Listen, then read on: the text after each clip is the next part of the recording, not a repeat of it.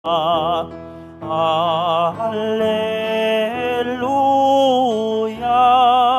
Alleluia.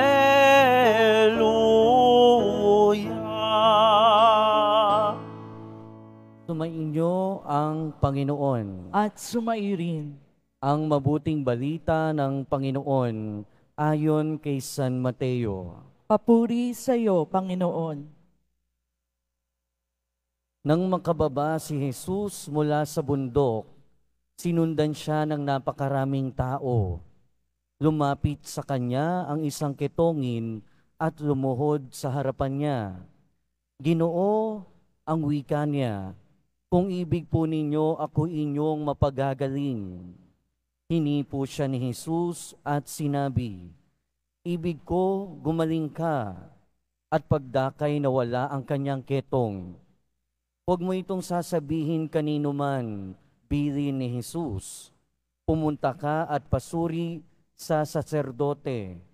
Pagkatapos maghandog ka ng haing iniuutos ni Moises bilang patotoo sa mga tao na magaling ka na. Ang mabuting balita ng Panginoon. Pinupuri ka namin, Panginoong Hesukristo. Magsiupo muna ang lahat. Welcome po sa Minor Basilica and National Shrine of Jesus Nazareno at magandang umaga sa inyong lahat. Ngayon po ay Friday and Friday is Quiapo Day, araw ng ating pagdedebosyon sa mahal na poong Jesus Nazareno, kaya siya ay pasalamatan natin. Ngayong araw din ay pinagdiriwang natin, iginugunita natin ang kapistahan ni San Ireneo, obispo at martir. Si San Ireneo, konti lang yung nalalaman natin tungkol sa kanya. Kasi nabuhay siya around 100 years pagkatapos umakyat sa langit ng ating Panginoong Hesukristo. Pero si San Ireneo, bukod sa pagiging obispo at martir, siya ay nakapagsulat ng maraming aklat tungkol sa pananampalataya at pinagtanggol niya ang ating pananampalataya laban sa mga heresiya o yung mga nagtuturo ng hindi wasto tungkol sa ating pananampalataya.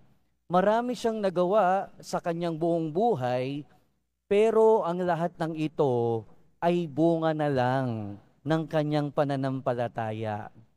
Ang kanyang pananampalataya ay nagtulak sa kanya ng gumawa ng mga dakilang bagay para sa ating Panginoon. At siguro kung pagninilayan natin, magandang itanong sa sarili, saan na ba ako dinadala ng aking pananampalataya? Saan na ba ako dinadala ng aking paniniwala sa Diyos? Kung hindi man natin maabot yung level ni San Ireneo na nakapagsulat ng mga aklat tungkol sa ating pananampalataya, sana tayo ay lumalago. Kasi bago magbunga ang ating pananampalataya, kailangang lumago muna ito ng lumago. At ang paglago ng ating pananampalataya ay isa sa mga reason, isa sa mga dahilan kung bakit nagpapagaling ang ating Panginoong Hesukristo. Karaniwan, ang karanasan ng pagpapagaling ng ating Panginoong Hesukristo ay dahil sa kanyang awa at malasakit sa kanyang kapwa. And basically speaking, pwede nating sabihin na ito din naman yung karanasan ng ketongin sa ating ebanghelyo. Dahil siya ay naawa, dahil siya ay nagmalasakit dito sa ketongin, kaya niya pinagaling. At pag sinabi natin ketongin, noong mga panahon na yon, ang mga ketongin ay yung itinuturing natin na nasa laylayan ng lipunan. Siyempre, pagkaketongin, nung mga panahon na yon, bawal silang lumapit sa mga tao at tinuturing silang madumi. Tinuturing ka na ngang madumi, bawal ka pang lumapit sa tao, bawal kang lumapit sa templo, bawal kang pumasok sa templo, and so talagang nararamdaman na nila na sila ay hindi kasali, na sila ay malayo sa mga tao, na sila ay nasa laylayan ng lipunan. Pero si Jesus o ang kitonging ito ay naglakas loob no lumapit sa ating Panginoong Hesukristo. Pero bukod sa awa at malasakit na ipinadama ng ating Panginoon sa taong may sakit na ito, isa sa mga dahilan kaya niya pinagaling ang taong ito ay para ang kitongin na ito ay hindi lang para gumaling at bumalik sa kanyang komunidad, pero para lumalim din ang kanyang pananampalataya, para magkaroon siya ng mas malalim na pananampalataya sa ating Panginoong Hesukristo. At sa karanasan natin sa ating buhay, siguro hindi lang natin napapansin o siguro hindi lang natin nalalaman, pero maraming kilos ang ating Panginoon sa ating buhay na dapat nagpapalalim ng ating pananampalataya. Sa bawat panalangin natin na natutupad, sa bawat paggaling na ating nararanasan, sa bawat biyaya na ating tinatanggap, saan kaya tayo dinadala ng mga iyon? Supposedly, sa mas malalim na pananampalataya. Minsan kasi, imbis na mapalalim nito ang ating pananampalataya, imbis na mas mapalago tayo ng ating pananampalataya sa ating Panginoon, minsan naghihinto na doon sa pagtupad na lang, sa pagpapasalamat na lang. Binigyan tayo ng blessing, edi thank you. Binigyan tayo ng kagalingan, edi thank you. Pero hanggang doon na lang. Minsan nami-miss out natin yung mas mahalagang yugto, yung mas mahalagang bahagi ng ating pananampalataya. At yon ang pagpapalalim ng ating pananampalataya. At yun yung naging problema ng mga Hudyo na pinapakita sa ating unang pagbasa.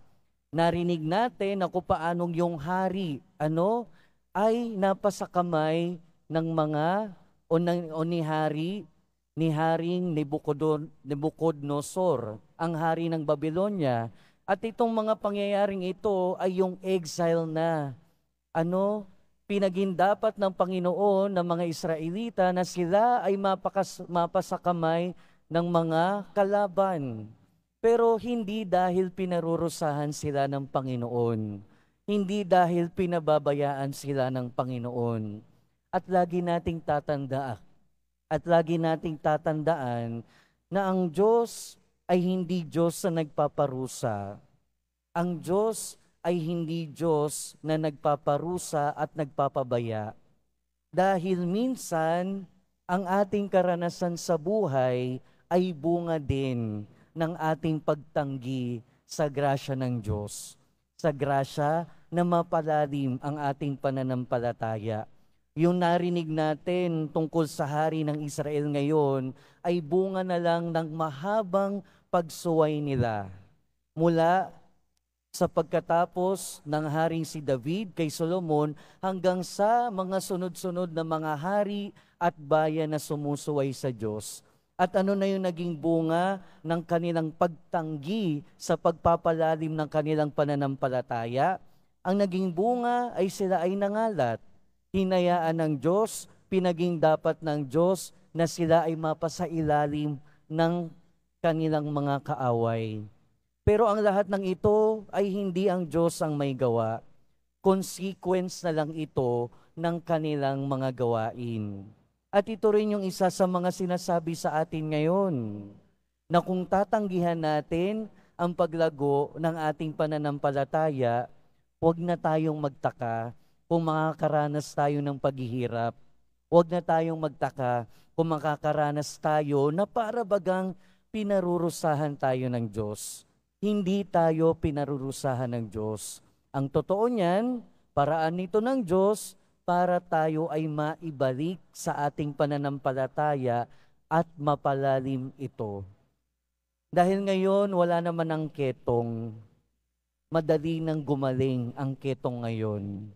But in one way or another, nakakaranas pa rin tayo ng ketong. Sa paanong paraan? Sa ketong na pang-espiritual.